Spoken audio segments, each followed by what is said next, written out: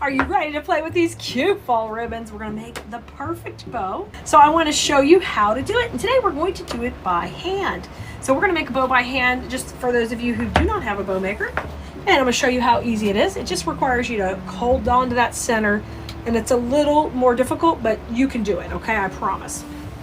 So the first thing you want to do is decide which ribbon's gonna go in the back. And for us in this pattern, I'm gonna put the wider ribbon in the back, kind of to create a nice strong base to hold up the more narrow ribbon.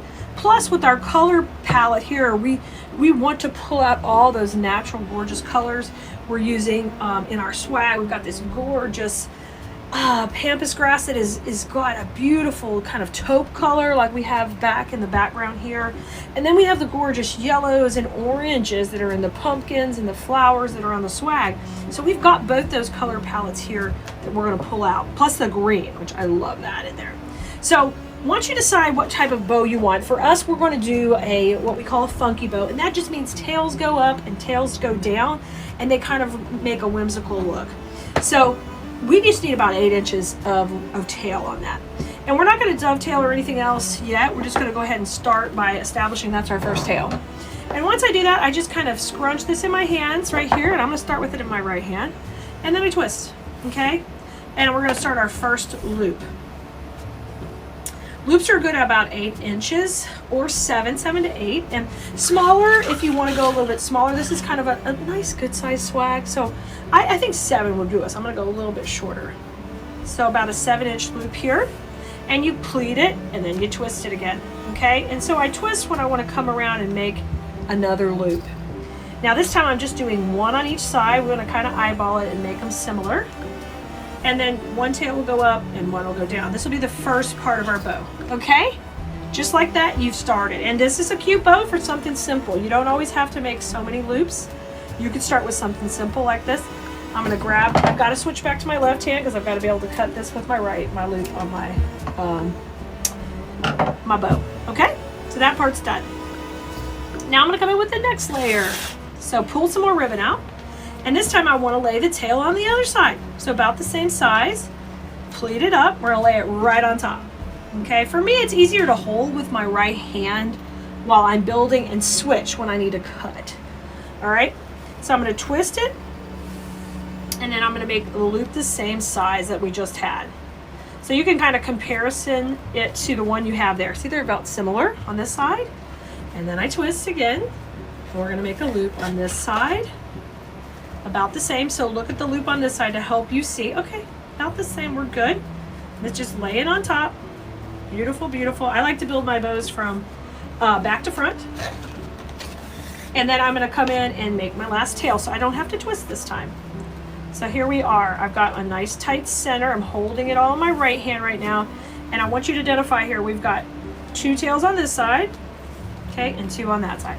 So switch hands to make your cut. I'm gonna do that right now. And these aren't identical cuts. We'll make them all pretty and match when we get to the end. Okay, right now I'm just trying to hold my center and keep everybody fluffed out nicely. Okay, now let's lay our next layer up. Now we're gonna put the cute little check on top.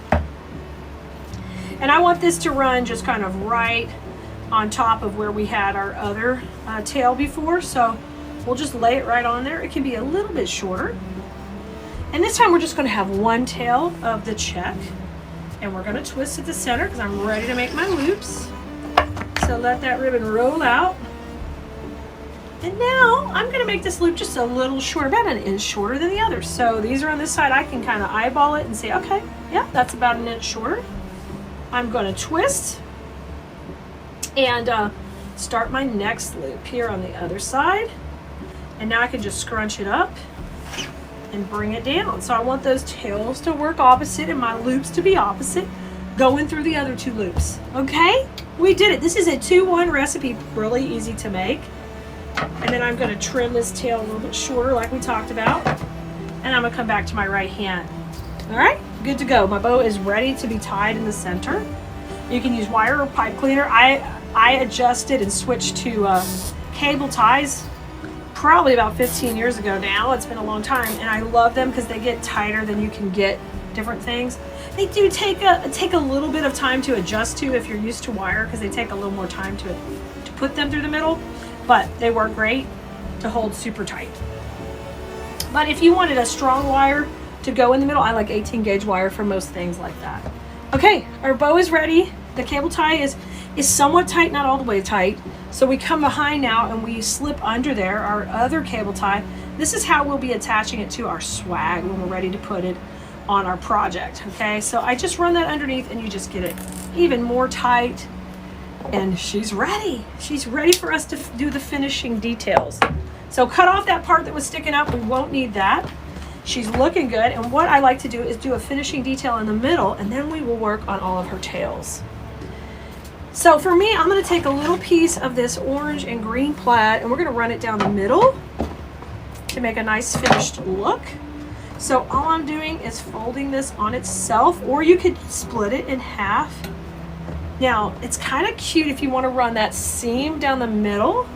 I think that's super cute. It adds a little detail to the center of your bow. You see there? Really cute. I'm going to put that in. I tie a couple of knots in the back. 1 and 2, and that finishes out the center of my bow. Trim those pieces off, and then she's ready to rock and roll. My last couple of steps is I will take and dovetail the tails, and we'll kind of match them up.